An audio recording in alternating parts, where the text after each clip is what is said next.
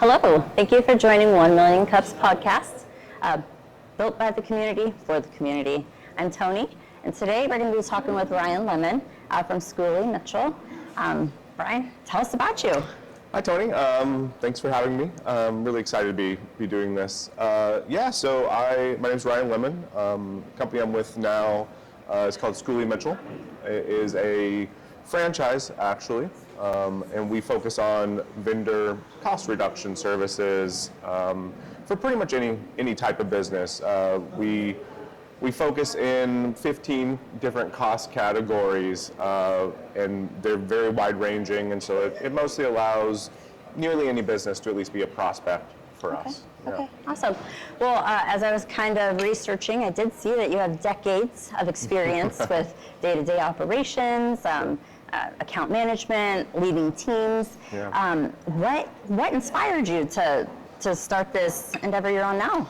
Yeah, it has been, it's been an interesting road for sure. I've had a lot of fun over the years. It kind of all started with the family business. The family business was construction. With my dad, we would build houses, remodel houses, moved more into HVAC and restaurant repair. We were always chasing, that was kind of with him. We were always chasing that next thing that he thought would be profitable. So, kind of an interesting entrepreneur in his own right. Yeah. I probably would have stayed with the family business forever if my back just started hurting. And I decided it was probably time to sit inside of air conditioning every day, and that kind of led into the next part of my career, I guess. Yeah. Okay. Fabulous. And so family business, where was that located? Small town, big town, Omaha? Yeah, it's actually just in Council Bluffs. Okay. Yeah, just across the river. Fabulous. Yeah, it was great. I kind of moved, from that into, again, more of the corporate world, moved on to a nationwide real estate title and valuations company, where I actually worked for over 10 years. Okay. So that's where I developed a lot of the initial leadership skills and managed my first real team there probably back in about 2010 is when that started. Fabulous. Yeah. All right, awesome. And so I'm curious, myself, when I get started in the mornings, I have a routine, usually acknowledge my maker, pack my lunch, words of affirmation in the mirror. Yeah. What do? How do you gear yourself up to get out there and do your best? I think, everyone probably draws inspiration from different places, right? Mm-hmm.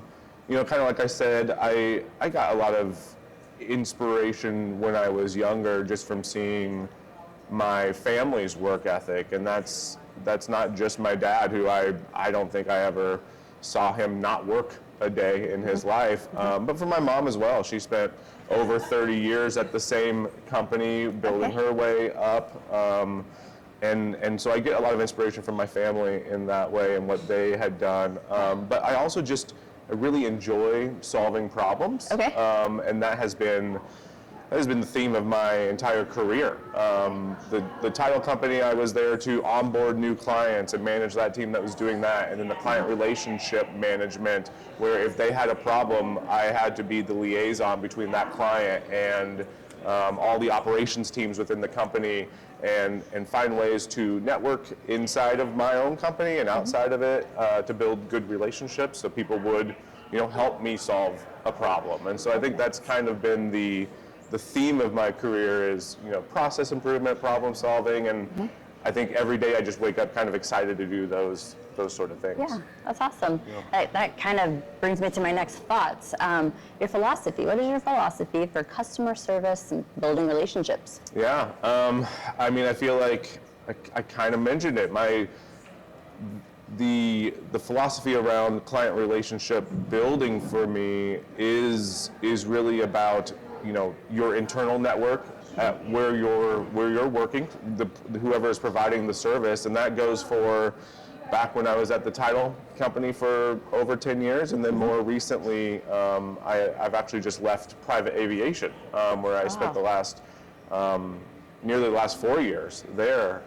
Different types of clients, but always the purpose for me was to have really strong relationships internally with your stakeholders within the company you're working at, so that way they want to help you provide a great customer experience. Sure. An entire organization should exist to, provide the best client relationship, but also the best employee relationships as well. And so I think that's the approach I've always taken, is have other people want to help you internally as well. Sure.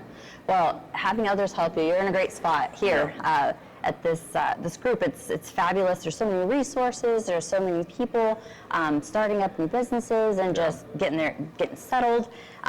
What kind of advice would you give to somebody that's considering starting a new business? Oh, sure. I always had a long runway, I guess, to this point. Spending the last 15, 16 years in corporate America and learning a lot there from a lot of different mentors and reading a lot and things like that.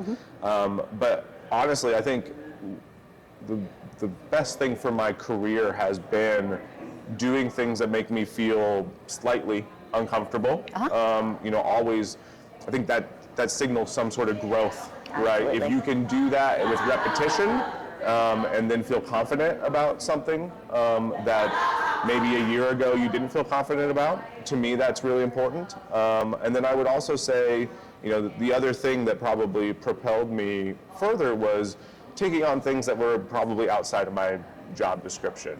Just making sure that I was always available to do that next project, and then really making sure that your voice is heard. I mean, you should be out there and be visible, and always willing to work on that next hardest thing. I guess. I appreciate that. So I work for a small business owner myself, and quite often I'm always having ideas. I think, why, should we be spending for this, or should we be spending for that, or even into like my personal, I'm like, wow, I gotta get a list of subscriptions, like where can I cut costs, and it sounds like that's your specialty. I mean, first of all, I couldn't be having more fun. Like, it's such a unique niche area to be working in, where my whole job is to help businesses save money. Like, we're only doing good. We're only helping. I'm not selling a widget that might not be needed. And for me, being, I'm all client relationship now only, and selling this service, and that it just makes it easy when you kind of believe in it the way that I do, and for, if I'm talking about who's my best client, or who am I going after, it's actually a really difficult question to answer. We mostly are looking at companies that have been around for a few years at least, somewhat established, but maybe don't feel like they have their arms fully around how much they're spending in certain categories, and those categories are waste, or shipping, or merchant services, and even to something a little bit different like compressed gases or fuel. It's a very wide range of things, which makes it hard to nail down who's that perfect client. The elevator pitch for me, it almost never includes like, well, it should be a coffee shop, or it should be manufacturing. All of those things work. I'm really kind of just looking for individuals who are interested in improving the bottom line. They want to find every nickel that they can, so they can either reinvest it into marketing or people, or whatever that next thing is for their company. Yeah, wonderful. So Omaha, what makes Omaha? The other day I heard someone say Omaha. Yeah. And I thought, wow, I'm not really from that, but I like that. Omaha. Omaha is my Omaha, yeah, for sure. Yeah. Is there anything specifically that in the community that's just really kind of driven you to stay in the location? Great question. I mean, a lot of it has to do with family, of course. But I love the city. I love living downtown. I walk everywhere I go down here, and it's great. It is, you really do get the best of all worlds living here in Omaha with a great, vibrant downtown area that continually gets investment with the Jean Leahy Mall and the riverfront, which is just fantastic now. Yeah. And then, all of the restaurants are just great. I like being in the city, and I think it's a city that just has so much growth and potential to it. I just get excited about being a part of that. Yeah, fabulous. Is there one area or a few that is most typically overlooked for expenses? Sure. I think it's a couple that I've noticed already. One of those is shipping, and this is just because I've recently had an example of this pop up. There can be so many additional charges that come along with shipping an individual package or pallet or whatever it might be, and some companies will pay extra to have it deliver overnight. Sure.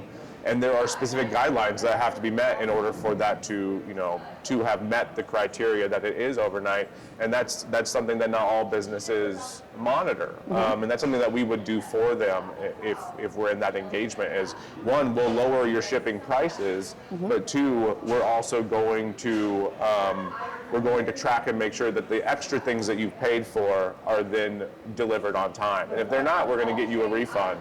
And so shipping is a big one in that way. And I would say that Telecom, for us, is kind of the bread and butter. It's where we started over 20 years ago, is just working in that space. And so for the first few years of Schooley Mitchell's existence, it was all about Telecom. And so we're very good at that. And so that's been nice to see for me as I've just a few months in and seeing all of the great things that we can really do for businesses. That's great. Yeah. Well, thank you so much for joining us, for giving us your time and introducing yourself. There is lots and lots of like-minded people in this group, and I'm just certain that someone is going to benefit from having your expertise. Yeah, thank you. I really appreciate the time. Of course. Thank you all. We'll see you next time. Thank you.